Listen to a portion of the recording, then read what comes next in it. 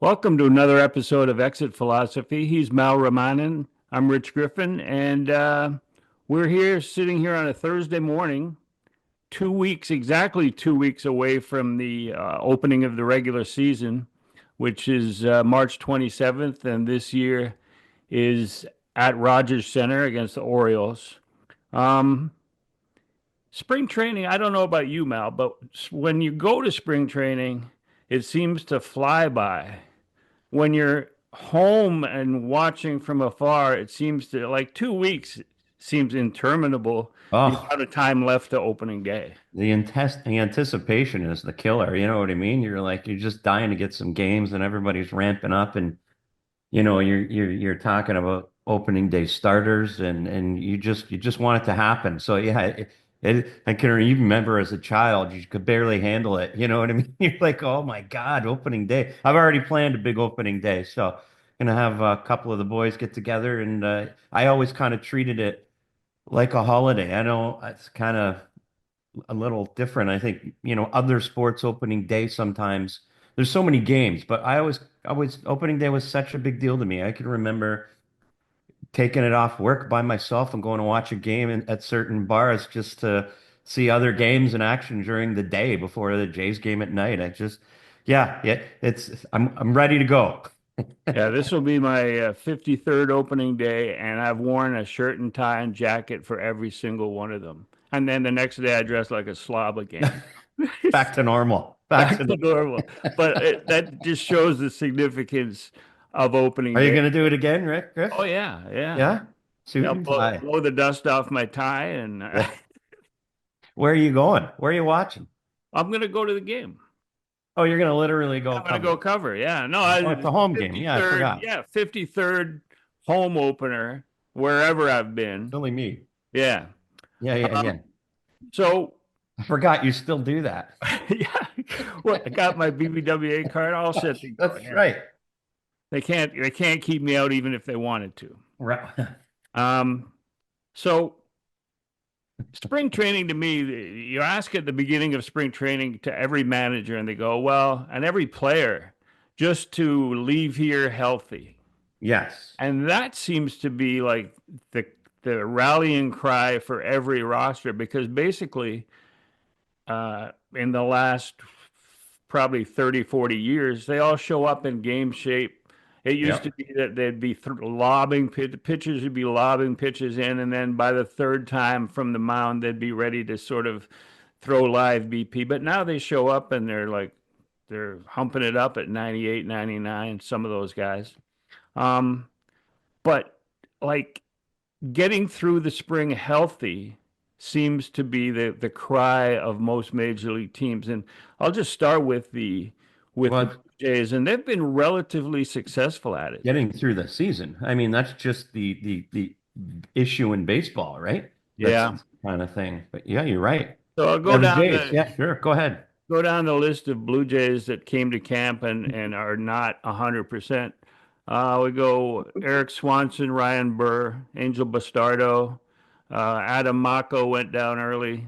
Adam Kloffenstein went down early. Alec Manoah, we knew about. Nick Sandlin, I don't know. They haven't said anything about Nick Sandlin, but he's No, only pitched twice, I and know that is those strange. were earlier. So he might be being careful, being nursed along. Amir Garrett, who I thought was going to help from the left side, and he went down his first time out there, looked like an oblique. And then now Max Scherzer with the thumb. Wouldn't they say Max Scherzer is being pushed back, but you never know how serious something like that is, and especially for a guy who's as veteran as and important as Max Scherzer is. What's your read on his thumb injury? Yeah, I'm not overly concerned about it. I mean, anytime you're 40 years old and there's an injury that pushes you back, I think you have to be concerned. But if you're going to have an injury, the thumb is probably, the least concerning. Obviously, you just got to make sure it's good to go and he gets where he needs to be. Could you lose a start or something? Sure, but it's not an arm injury. You know what I mean? So, Yeah, and to me, he's a guy who takes care of himself. He's been around long enough to know what he needs to do. And for right. instance, we've seen it in his first couple of times out. he threw extra pitches because that was what he wanted to do. He came out when he wanted to come Right. out. And so his schedule is pretty much from experience, and that to me would include a minor injury like a thumb injury. And honestly, I think if you're expecting a full seasons of starts from Scherzer, you're delusional. So, I mean, let's say he missed the start to start the season. So what? Like Yeah, I mean, I get don't. right and give us your best for as Yeah. long as you can. So like 150 innings would be really good. Hmm. And then you're looking at 3 days off because usually coming out of spring training, you can see what the rotation is going to be going dating backwards into spring training because there's usually one day Yep. off and then you open up somewhere. So you know the rotation 1 to 5. But here with 3 days off, it could be in any order. You could It set it doesn't up any matter. way you like. Yeah, because Any way you everybody's like. going to have extra rest Yeah. heading into the opener. Um, so Eric Swanson looks like the most serious of all the injuries. Well, and Arm precursor. I'm curious about the Sandlin thing too. I think, as you know, while nothing's out there, that is a bit of a concern if you're not pitching. You're not getting in there. I mean, there's still time, so, but it is something that needs to be, watched at least. But Swanson clearly, I think, is probably, I mean, I'm not expecting him to pitch for a very long time. In fact, you just expect the worst when you hear that kind of thing anyways, right? Yeah. So, And so, I mean, another indicator that it's serious is that they reached out and re-signed Dylan Tate. yep, Dylan Tate was the fourth overall draft pick by the Rangers one you year, and know. then he was lights out middle reliever, more than 3 outs with the Orioles, and he always shut down the Jays when they went in there. Um, and then he had surgery. I think he had Tommy John. And then now he's coming back, and he didn't look that great last year. But do you feel like he could pitch the leverage that Swanson had, or you have to move him down a notch? I think you move them down a notch. I said to you, I don't hate the signing. I think it's good for their depth, particularly you're going to need it. I mean, he's a sinker sweeper type guy now who throws 92. So you're not getting, he's not a big leverage strikeout guy. So, but maybe he can get you some innings and be a depth guy that rounds out the bullpen a little bit. It's worth a shot. Let's put it that way. I I'd say mean, I don't hate it at all. in his prime, he was averaging 95. So, that means he could hump it up to 97, 98 at times. But now, last year, he was averaging, coming back off surgery, he was 92. 92 and a half. Right, And exactly. so maybe last year was a case of him also learning how to pitch again Yeah, with his new limitations and repertoire. So, yeah. And uh, he needs to learn to pitch better than that. meanwhile, that doesn't look good for a guy like Zach Pop. No, and well, I mean, you should want to do better than that. You know what I mean? Yeah. Like Zach Pop's a guy that he's going to be there for you in the event of injuries, and that's where I'd want Zach Pop, and maybe he can come in and give you some. He's got that sinker too, some depth innings here and Yeah. there, but that's If that's what that is. if he clears, like he had a $900,000 contract settled before going to arbitration. He was arb eligible. Um, if he clears major league waivers, he can be sent to Buffalo and be depth at Buffalo, and you don't even have to pass him through anything to bring him up in case you really need him.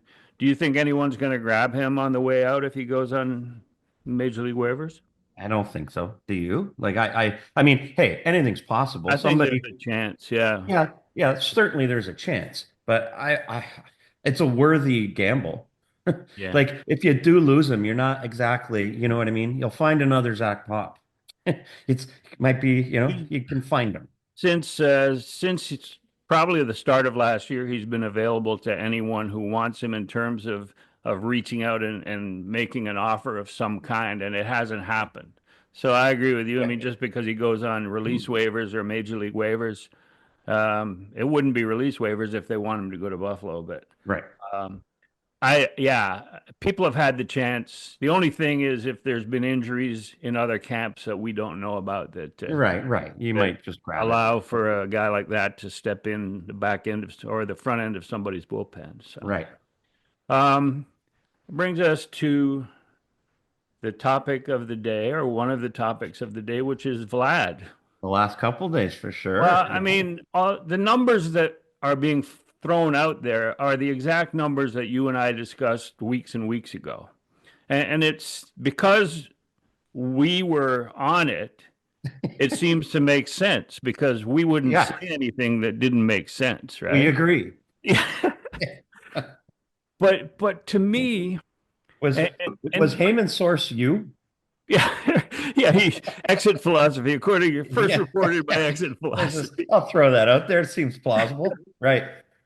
But before we get into the discussion, I one factor that just blows me away is that on Sunday, Vlad will turn 26 years old.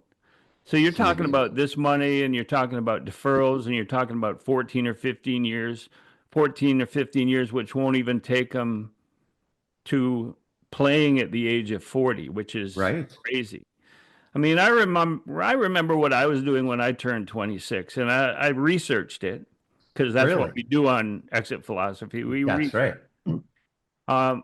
My 26th birthday in 1980, we were shut out at Three Rivers Stadium, 5-0 by Jim Bibby. The Expos had 6 of 8 starting players 26 or younger. So my age or younger, 26. They had 4 starting pitchers, 23 or younger. Really? Finished the season 90 and 72. Name those pitchers. There's Charlie Lee, Bill Gullickson, Scott Sanderson, and I think David Palmer was in that group too. They were all 23 and younger? Yeah, yeah. So Holy. this was a talent, and the only two players, the only two position players older than 26 were Chris Spire at 30 and Ron LaFleur at 32, or so he says. Yeah. That's right. So he claimed. That's Uh, right. he had led a rugged life by that time. He looked like he was about 40 at the time, He and sure he had. still stole 97 bases. What How a about player. Those Tiger years, that man, fact? 97 steals, and Rodney Scott playing second base stole 63 in the same season. with So the you smaller bases too. yeah, top That's two quite. guys, top two guys in the order stole 160 bases And between. nowadays you wouldn't let them steal. No, because you potentially may be giving up an out. That's right. But Yeah. those that was very fun players to watch. Oh, Like I loved Ron the Floor, man. What a player. and that period of 1979 to 82 with the Expos, they were all like Tim Raines broke in 81. Tim Raines wasn't even in that stolen base list I'm telling you about, Rodney Scott Yeah. and Ronald Floor. The next year in 81, he stole 73 bases in 73 games or something like that in the strike shortened season. And Yeah. so that added to the mix. Um, but it's crazy that the fans in Montreal at Olympic Stadium, because it wasn't a very good stadium, as we all know, but they Right. loved that style of baseball. They loved the go-go expos and just creating runs, and the number of Hall of Famers in that lineup, or in that passed through Montreal in those years, is crazy. Well, I they mean, loved it because it's good. It's fun baseball. yeah. It's fun when you put the ball in play and run and see athleticism. You know what I mean? I loved it too. I was just looking at a highlight of Gary Carter's last base hit in the major leagues, and he had come back to Montreal in Right. 1991, I think it was. And so it was his last at bat in September, and he doubled. So Gary Carter doubles to deep right field. It goes over Andre Dawson's head. Larry Walker scores from first, and the relay throw goes into Ryan Sandberg. There's 4 Hall of Famers on one play, and that's Gary Carter's final Wow. appearance in the major leagues. Wow. That's pretty cool. Made me tear up. Yeah. All I know about being age 26 is I'd say from the ages of 19 to 26, Vladdy's done much more impressive things than I was doing. That's all, Oh, you're all I just can being tell humble. you in comparison. You know what I mean? I could see that. Yeah, Yeah, yeah. I yeah. mean, I I mean, know for a fact. I was trying, but Yeah. And I do believe that after that 5-0 shutout, I found a place to go for a beer for my birthday. That's all I know.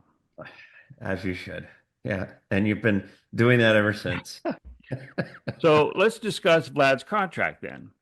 We differ on the use of deferrals, which were not made popular by Otani, but were made famous by Otani. I Yeah. mean, I remember the first real one that was Bobby Bonilla with the Mets, They're and still Bobby paying Bonilla it, is still being paid still being paid. $1.5 million every July 1st.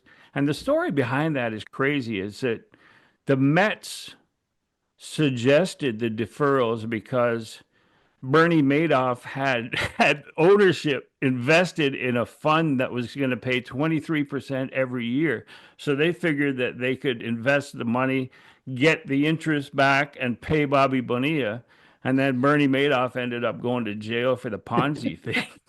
Well, that's the thing with deferrals. You never know where the Well, world's that's going to be it. at and who's You never know where the world's going to be at. So give me your argument about why they need to do deferrals, but why it only worked for certain players. I mean, the Otani thing, you can see the logic there, right? Um, Otani's not losing out on getting paid. I mean, obviously, if he'd have got present day value of the money, the contract wouldn't be the level it was. But he's earning so much in outside of the game. He's still making a lot of money and allows the Dodgers to avoid paying the tax at a certain level as well to bring him in there.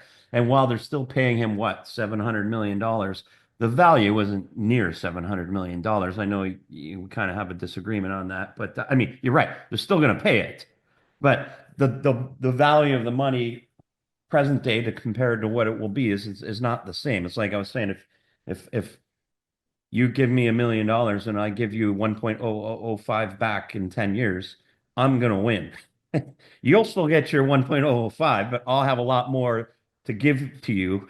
You know, I'll have a lot more in my own bank account then. So I don't see why players would be in a rush to do it, and I certainly don't see why Vladdy would be in a rush to do it, other than you get the higher value for the contract in dollar terms when you say, oh, he signed for 15 years at 600 million or whatever it is. You know what I mean? Even though if the bunch is deferrals, it's not worth 600 million, technically speaking.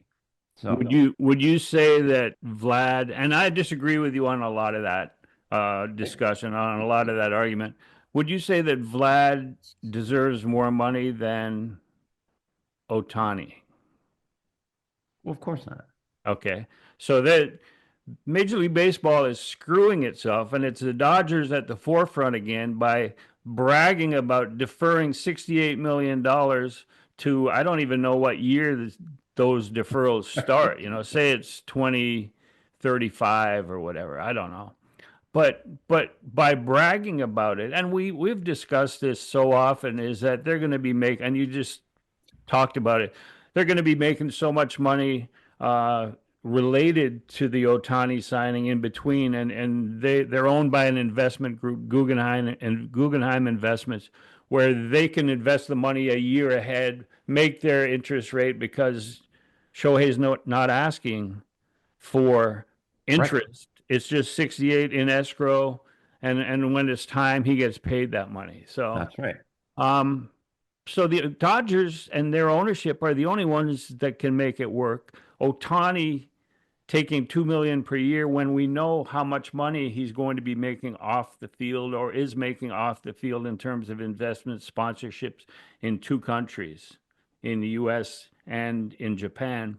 Um, but it doesn't work the same way for Soto, and it's not going to work the same way for Vlad. There's nobody making that same extra money away from the field that teams would have made with Otani. And that's why Rogers was willing to pony up all that money and got outbid or outmaneuvered for Otani. But Got like, on the wrong flight. yeah, but for Vlad, I just don't agree that deferrals should lower the amount that is reported. And to me, it's a bookkeeping thing to keep them under the luxury tax, and so it's a maneuver.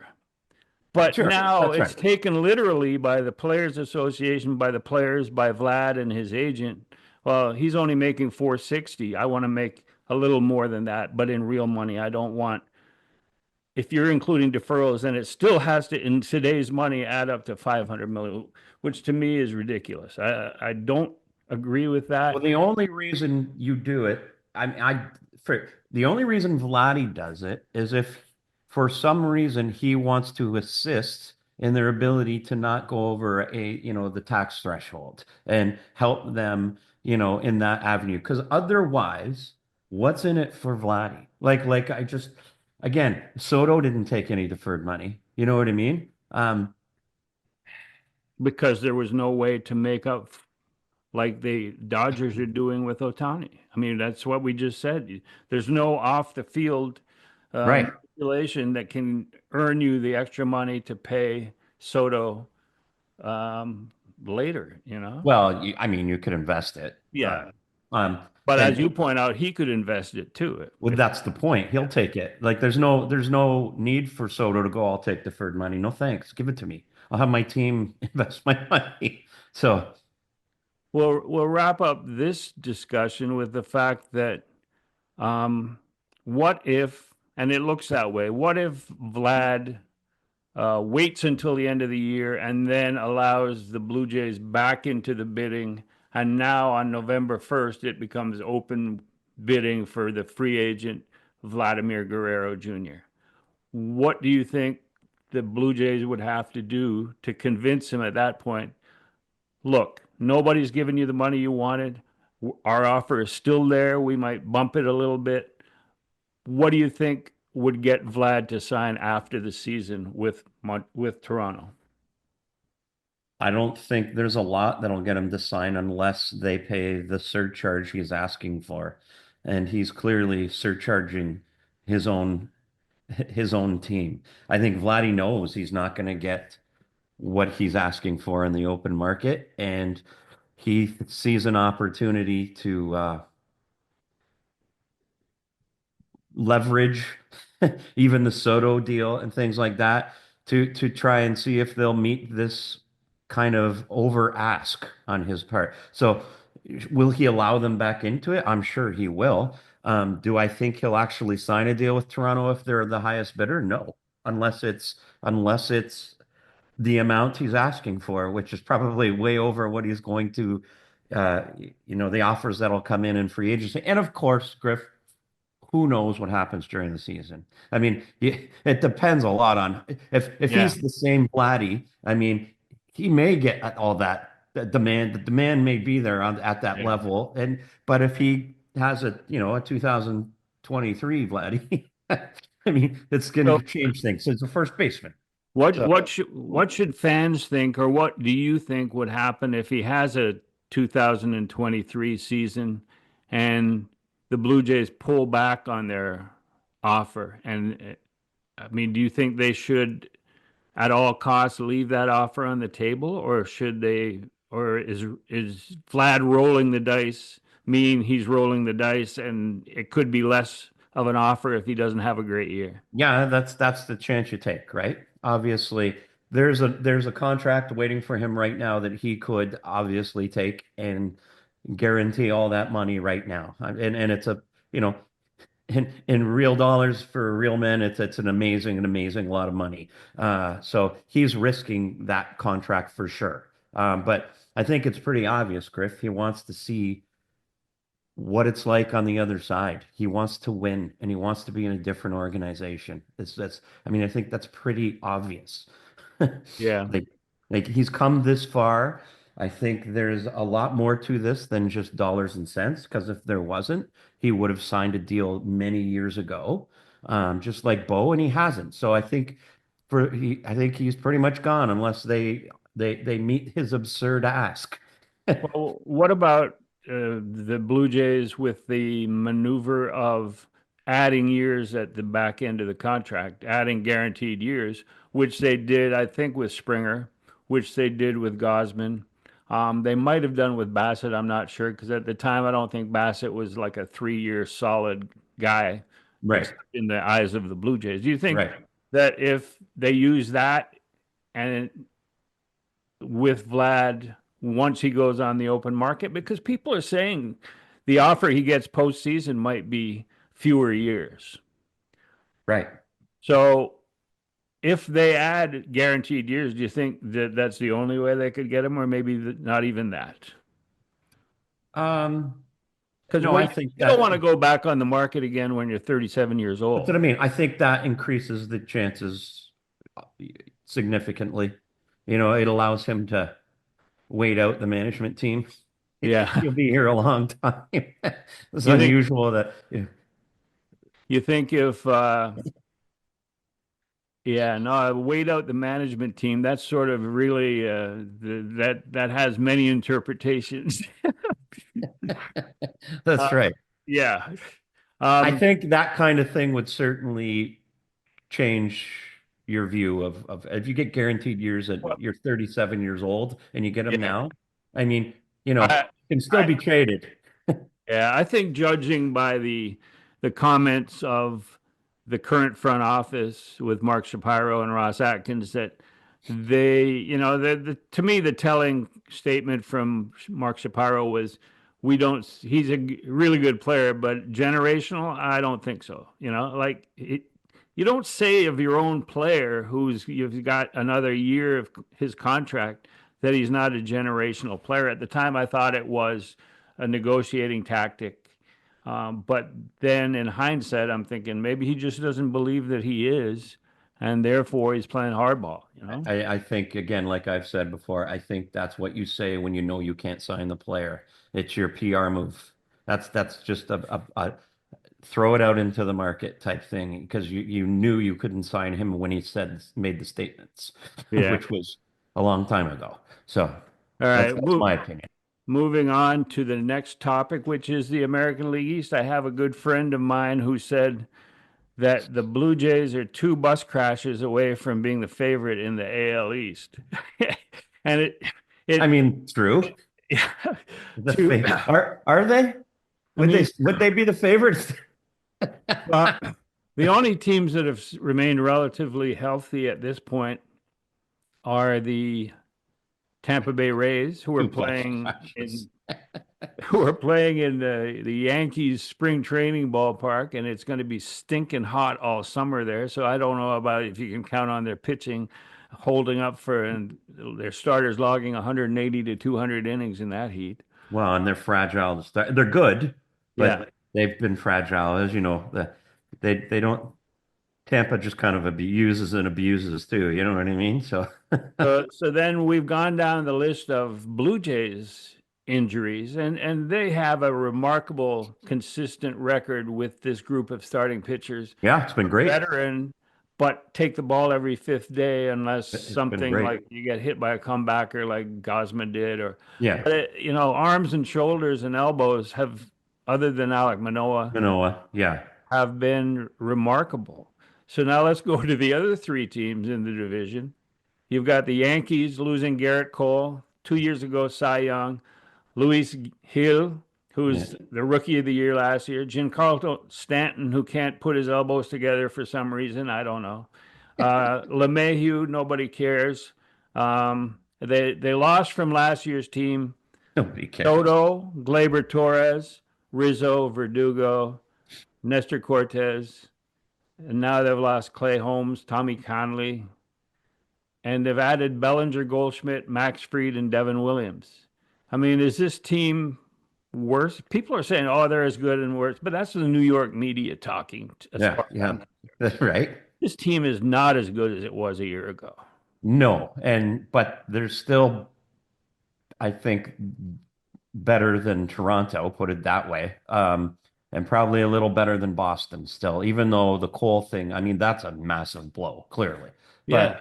But um, they're still pretty decent. But you're right, they don't have the same depth and stuff like you like say. You're running out DJ LeMahieu for crying out loud. You know what I mean? Yeah. Um, And I mean, I don't even, with all those losses and balanced against the additions, I just don't think that they are a postseason team. And we'll discuss that in future hey, episodes. But if you're a Jays fan, regardless of what you think of the club, you can see a path to success because of the competition has holes, all of them. yeah. Like even the Orioles would talk about, I'm sure, like the pitching is, not exactly solid. So, I mean, you come into the season with you can get yourself hoping a little bit. You know Yeah. what I mean? And Well, that's especially with these injuries. Yeah, the Jays have some, and we've talked about it, and we will talk about it. They've changed, but one thing that hasn't changed is their ability to pick up the ball and make outs on defense, and Yep. that since you're paying your top four in the rotation $77.5 million, the ability for the second baseman, the center fielder, the first baseman, the third baseman, the people around the diamond to defend helps out a veteran pitching staff and maybe allows them, and that could bring the Jays back into the picture, at least in terms of a wild card. Yep. Agreed. Agreed. You look at the Orioles, and we're talking about bus crashes, but Grayson Rodriguez, nobody knows he's not going to be there in that opening series, and he always pitches well against the Jays. So it's a 4 game series at Rogers Center starting March 27th. He won't be there. Gunnar Henderson, I think, has an oblique problem. I Yeah. think it is. Yeah, he probably won't be there. Kyle, you talked about starting pitchers. Kyle Bradish out. Tyler Wells out. Jorge Mateo is out. Andrew Kitteridge in the bullpen is out. So, like, are they the Orioles? That's not the Orioles team that is gonna, if they win the division, is going to be winning the division because they're missing some guys, and we don't know for how long. But it opens a door for an early Blue Jays success, starting 4 games and then 3 games to complete the homestand against Washington, Yeah, which is but the way it looks, you want to get Baltimore right out of the chute. yeah, That's a good time to get them. That's for sure. So, right, there's some concerns there. Um, it's whether you take advantage, right? I mean, I mean, their offense is still outstanding, yeah. even without Gunner. But Yeah, they got kids just they waiting got in guys. those spots. Yeah. Yeah, they got guys. Yeah, we got a guy. Now you got the Red Sox, and I mean, to me, they weren't as strong as those other 2 teams to begin with. No. Their starting rotation, they've got Cutter Crawford down, Yep. Brian Bale down for a while. Um, Giolito, you don't know what you're getting there. You He don't know may what not. you get. Yeah, I mean, he missed the whole year. Sandoval's out. Story and Devers and Bregman, you don't even, I mean, Story, you know that he's going to play short.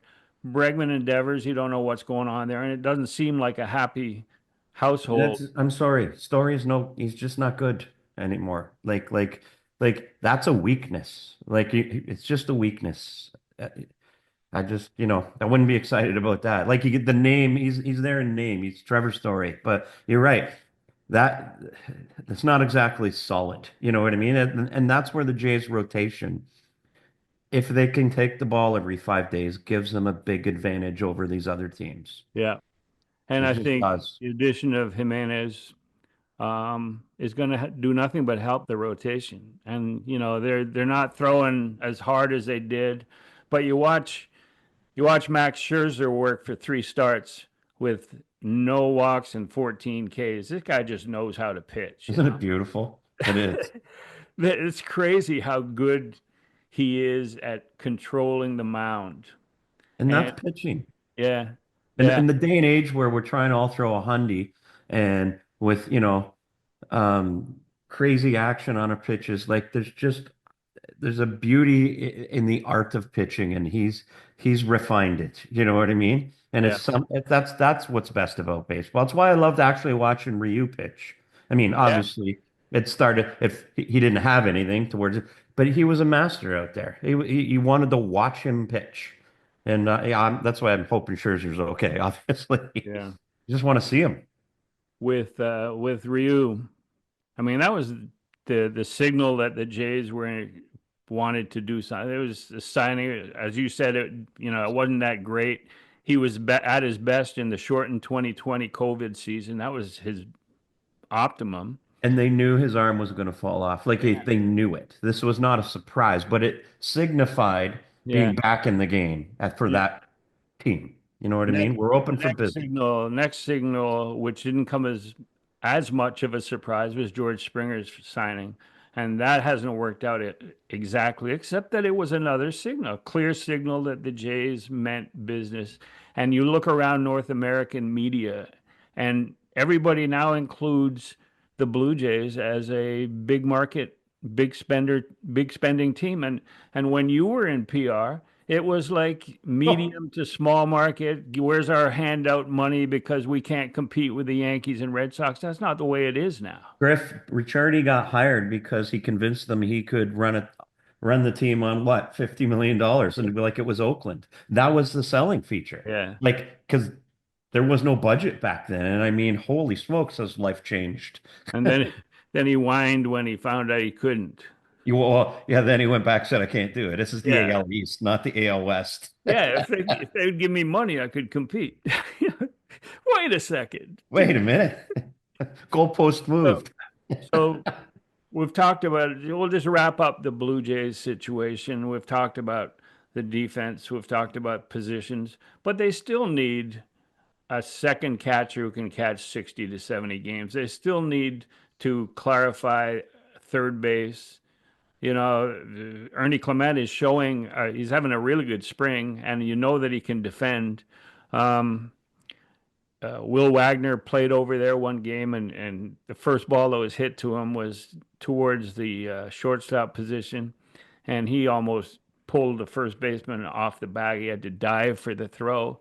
So, like, if you're going to play Will Wagner there for his bat to ball ability and keep Ernie Clement as a platoon guy, you're not doing the starting pitcher that day any favors.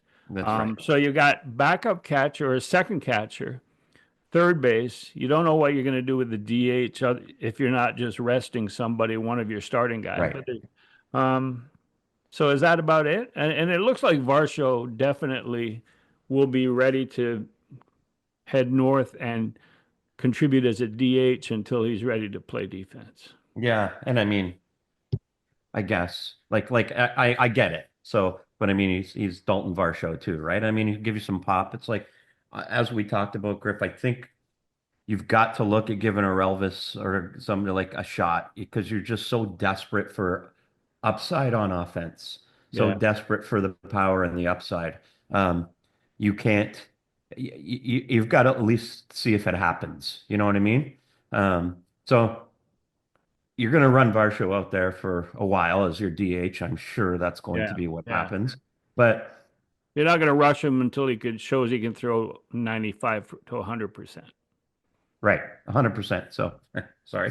Um, but yeah, I think you got it. Yeah, I think you've got to try and get one of those kids in there like that. And Ralvis is the guy. Yeah. And just see if it sticks. Because if it does, it can change your whole season, Yeah. especially because you got the rotation, you've got the defense. I mean, the bullpen could be. I mean, it looks okay. I don't think it's as solid as people think, but it's okay. But if you can find some offense, that's your path to changing the narrative, changing Yeah. what people think of you, you know? I think Wagner and or Elvis platooning at DH would not be the worst idea heading into the No, season. not at all. Not at all. And I And think then, you have to you try know, that. right. And then they'd be available. They can also play positions. And when Varsho is ready to go back to the outfield, then that clears it up for those guys. Like they wouldn't be getting steady at bats to open the season because Varsho needs his at bats. Right. That's right. But yeah. All right, let's move now to one of my favorite guys, Dave Roberts, managing the Dodgers. I just know that when When my son Pat was looking for a job at the winter meetings, I think it was his second winter meetings. It was in Washington, D.C. Uh, Right. I know it was in D.C. because I uh, was there with you. the big news was that they were closing in on the pizza shop that was running a pedophile basement, and that was in D.C. That was crazy. That Your was memory's great. I actually remember going for a beer with you and your son. I remember that at There you those go. meetings. And what Right. how this relates to Dave Roberts is that Ned Coletti, who was a PR guy in Chicago, and he wrote for the Philadelphia, he covered the Flyers for the Philadelphia Inquirer or the Daily News. And he was PR for the Cubs, and then went to the Giants as the assistant GM, then the GM, then the Dodgers. Anyway, so he invited Pat up to the suite, and he sat for like half an hour with Dave Roberts and Ned Wow. Coletti just talking baseball. And Wow. that stuck with him. He was a major league manager. He didn't need to do that, No. but he did, and he treated him like a fellow major league Yeah. person. Like he belonged there. Yeah. Now, yeah. So I'll always have a place in my good wishes So for Dave Dave. Roberts suddenly became a better manager in your eyes. Well, I I don't get think, it. I get it. I get it. He but can do no wrong. now he is the highest paid manager per year in baseball. He just signed a deal for 4 years, Yep. 32.5 and 32.4, and that edged out Craig Counsell. I know you got thoughts on where Dave Roberts was when he was a young guy, failing and being criticized in the postseason early in his career to where he is now, and how that relates to the Blue Jays and John Schneider. Yeah. I mean, hey, I'll be honest with you. I think Dave Roberts was pretty much a front office, controlled manager for a long time there. And I think it's pretty evident those first couple of postseasons, much like what Schneider's gone through, where they were following the script of the management team not in the dugout. And I think it costs you on the field. And I think at times it hurt the Dodgers too. But like you say, I think it's also evident now, and you could see it last year in the postseason, that he's got enough credibility and enough, panache in the game, so to speak, where he's now able to use his human side to make decisions and get away with it now. And I think that's what you should want from your manager to read the room, read the moment, and make a call based on it. And I think now you're seeing Dave Roberts. Obviously, he's a great baseball man. Obviously, he wouldn't have been there anyways in the first place. You're seeing him being able to use his, knowledge, his entire, way he wants to see a game being played out. He can use that as a manager, and that's what you want a manager to do. And I think you don't see that enough in the game. You got a lot younger players, younger managers in the game because they're not required to do that anymore. They've got a script to follow. And I think you're seeing Schneider go through those growing pains, if you want to call them that. Now, the problem is, does Schneider get the opportunity to grow through this? That is the problem. Dave Roberts got that opportunity because the Dodgers are so good. Yeah. If the Dodgers weren't good, Dave Roberts gets fired, like most managers. And do you get that next chance to to manage? Like, Yeah. What and what what struck me about the Dodgers and the current version with Dave Roberts as manager is when Kevin Kiermaier, who spent 2 years here, that's went right. the second half, the last 2 months to the Dodgers, and he contributed to their effort for the regular season. Um, but when he became a free agent again in November, he was talking about how the Dodgers prepared their players for games, not just for the season, but for individual games, and how they went about it and how it worked and how it was the best he'd ever seen.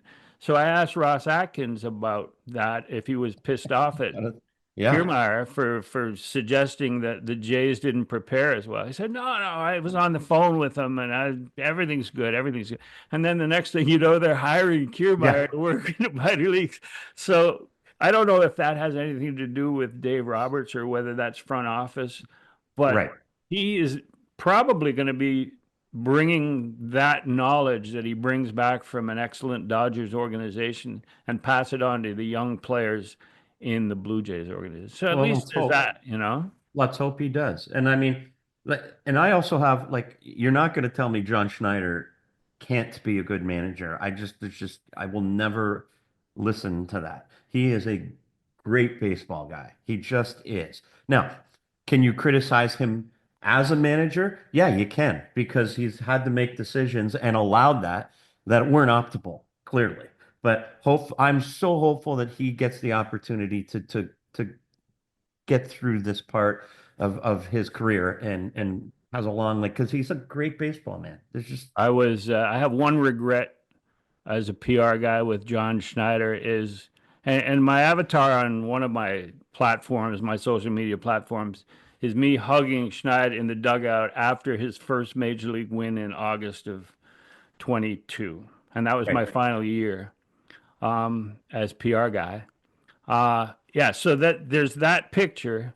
But the one regret I have is that I've never told him, and I should have insisted, take off those damn glasses when you're doing interviews on TV. That's your job. Yeah, that I know, but I was so smitten by his presence. That's right. Fair enough. Fair enough. Yeah, Yeah, there you go. I mean, we're we all not make perfect, but mistakes. Yeah, well, that's right. That's right. so the longest current tenures in as a manager, and they're comparing Dave Roberts and the job he's doing with the Dodgers to other great Dodger managers, Walter Alston and the not so great Tommy Lasorda. Um, Tommy As an Lasorda, Expos employee. Tommy Lasorda was an asshole, but Yeah, we'll get into that at another time. If anybody goes back and reads my Toronto Star columns, you'll find it. Um, we should bring those back to life for sure. so the longest tenured guys are Bruce Bochy, who is not in the same place, but he's been around a long, long time. Aaron Boone, Alex Cora, and these guys all went through the same type of criticism earlier in Correct. their career. Correct. Bud Black, he's been managing out of the spotlight for like 15 years. Isn't he? I know. Well, Colorado and yeah, yeah. Yeah, he's been there since '07, which is when the Red Sox beat the Rockies in the Yeah. World Series, and they haven't had a sniff since. Oof. And he's still there. So That's actually impressive. that he's able to stay. Yeah. Yeah. It's like George Costanza. Like maybe he won't leave. Yeah, Maybe right. he has been fired. Right. There's Kevin Cash, Tori Lavullo. I love Tori. Wow. That Torrey's one of the all-time great people in the game. Yeah. Just one of Dave the Martinez. all-timers. Dave Martinez, who was traded to the Expos from the Cubs as he was celebrating his wedding to a Chicago girl in his Seriously? backyard. Yeah. So the phone rings. Dave, you've been traded to Montreal. And In the he's middle of his wedding? in the middle of his wedding reception. And In they the had a nice, reception. he was playing for Pack your bags. yeah, His so wife's like, I didn't sign up for this. right. But then he went on to a pretty good career in Montreal, then in Toronto, and then as a manager with the Nationals. But he's been criticized as much as anybody, and he's still there. Right. And yeah, so I mean, the history is sprinkled with guys that have had the same crises in their early careers as John Schneider has and survived. So That's that's right. all we're saying is that there is a good possibility if the Jays front office stays with him that he can then work his way through it Right. and become that guy. It'd be even better if he got a new front office. You think he'll be asking for deferrals? I'd like, yeah, yeah, that's right. All right, a couple Uh, more items here. hey, on a side note with Lasorda, um, obviously you were there the day he got Yuppie thrown out of the game. Like, what kind of ass does that? Yeah, Right? total. The, Yeah. the mascot's on top of the dugout, stomping up and down, and it's in extra innings. It's like Was it extra innings? it's the 14th inning. No way. I forgot. And he calls Jerry Crawford over and he gestures and says, get him out of here. So he leaves and he's downcast. He comes back in his pajamas later on. So he came back to the game. Yeah, he came back and they had to throw him out again, but he was in his pajamas with his Yeah. nightcap on and Yeah. stuff. It was great. Yeah. He was the best. Oh, Uh, that's beautiful. the American League. You and I grew up in an era where strength up the middle was the be all and end all of what makes a good team really good. Yep. Strength up the middle. So we've both examined strength up the middle in the American League, 15 teams. I'll be interested in your rankings 1 to 5, and then I'll give you my rankings. Start with 1 and go to 5. But strength up the middle, meaning catcher and his Yep. backup, second base, shortstop, and center field. Yeah. I have Baltimore number one. Um, I mean, even with Cedric Mullins, you know what I mean, who's obviously in decline. That shortstop, second baseman, catcher group is just getting better and better. I mean, Reshman, I'd like to see a little rebound on the offense this year, but I mean, he's so young and just an outstanding group. I mean, Yeah, I got them. I ranked them third. really? Maybe because Rutschman struggled a little bit, and Gary Sanchez, his co-catcher, his backup, Yeah. isn't going to be. Is not to me a great defender, and Well, uh, I was shocked by that signing. I almost didn't even look at the backup catcher, but I mean, yeah, I wasn't a fan. I don't understand that signing for them actually. yeah, Um, and Gunnar Henderson, there's no denying. Holiday at second base, he's going to be really good, but he's got to show something before he moves up. Before that, up the middle moves up from third place for me. okay. And then Mullins, he's like the veteran savvy, and he runs the base as well. Yeah. And yeah, yeah. So I got them in my top 5, which is not Okay. bad for a 15 team study to have them third overall. So who do you What's your got first? no, I'm going. You go 2, and I'll tell you Oh, where I have my. You go 1 to 5. You've oh, done your okay. one. Who's Okay. I 2? have the Texas Rangers number two. Um, I like the center fielder. And I like the combination of Heim and Higashioka. And then up the middle, you got Seager and Simeon. I mean, they're still beasts, you know what I mean? Veteran guys who can rake. And with Carter in center, right? I just think that's a real quality up the middle group. So I got them number 1 for all the reasons you're talking about. But I really like that combination behind the plate, the catchers, the great Buffalo. signing. Great Yeah, signing, and Higashioka. Higashioka. We thought in an earlier edition of in November or December, before I think that's before you came on board, that they should sign Higashioka to work with to work with um, Kirk. Kirk. Yeah, He's the absolute perfect guy for, yeah. your second catcher, and he's still got power, like he's gonna hit 216 with a 290 on base, but he's what you want. Good catcher who's going to do some damage every now and then too. And to me, up the middle in the infield, Semyon and Seager, they bring swagger and they bring instant credibility. When you go into a game against the Rangers, you're going, "Oh my God, we got to get through the top 5 times in this game," you know?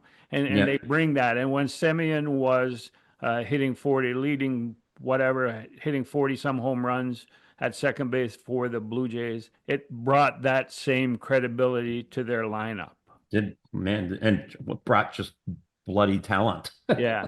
And leadership, even though he wasn't a big fan of doing interviews within an hour and a half of the game. Who's that? Simeon, he gave Wasn't me he? he gave me shit for asking him to do an interview with Hazel, like after BP.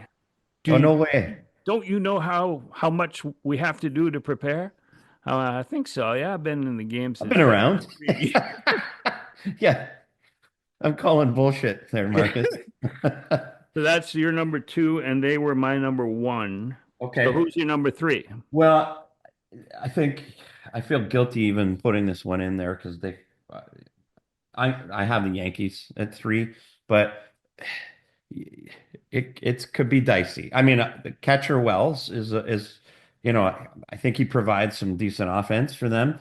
I like Volpe. I like him and Chisholm. He's a good player. I'm not sure you ever know what you're going to get at times with him. And Bellinger, you're not 100% sure what you're going to get. But if they give you what they can give you, it's a very, very good up the middle group. You know what I mean?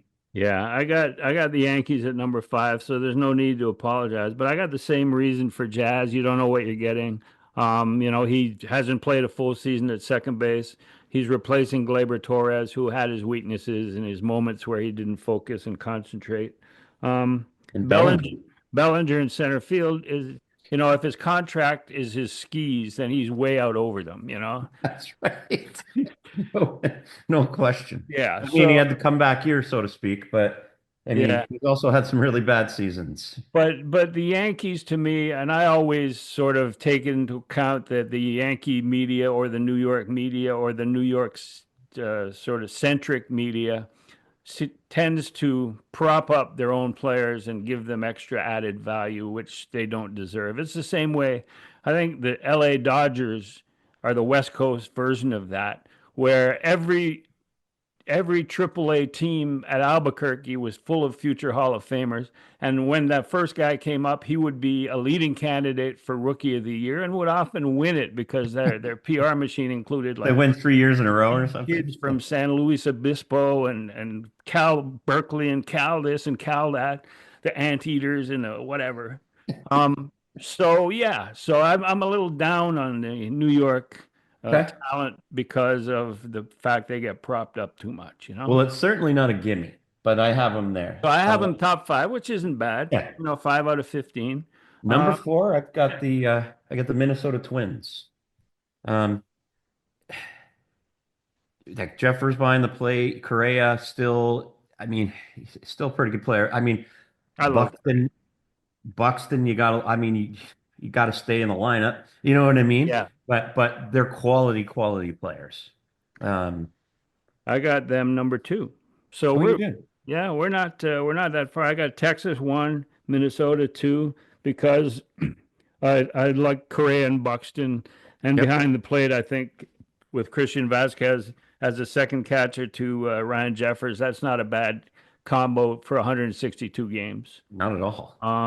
Yeah, so I got them number 2, and again, that's a team that's going to be built around starting pitching and bullpen, and if they can support them defensively and they're a better offensive group than the Blue Jays have, then I think that they deserve to be top 5. I got them too. Okay. And then my number 5, I mean, I looked long and hard. You're starting to get teams with the significant holes in them. But, after much deliberation, I chose the Toronto Blue Jays only because I think the defense put them there for me. I mean, clearly there's some concerns offensively. You've got a shortstop that needs to rebound. You got a second baseman that hasn't had a good year offensively in a little while. And the center fielder is what he is, and Kirk can hit, but the potential's there for them to be a really solid group. And I took them over other groups because you know what you're getting defensively, and it's really good, I think, for the Yeah. most part. I mean, you can criticize Bo, but he's good enough to win with. But center field, second base, it's pretty elite out there. You know what I mean? Like they're good defenders. So that I put them number 5. I'm sure they didn't make your list, but Yeah, and I had them around the periphery of my top 5 for the same reasons, but I just believe that there's too many guys that have to get better offensively in yeah, 2025 all at once. Like if it yeah, was one guy or two guys, you'd say, "Oh, well, that's possible. At least one of them will." But yeah, when you have Kirk without a reasonable backup at this point, then you have a second baseman who's fallen off offensively, even though he's a platinum gold glover, fallen off offensively 2 years in a row. Then Bo, who we both believe is going to bounce back yeah. strong, but to be in my top 5, he would have to be a sure thing. And then Varsho needs to be better offensively. You don't know because he's never had a year that he's fallen off of.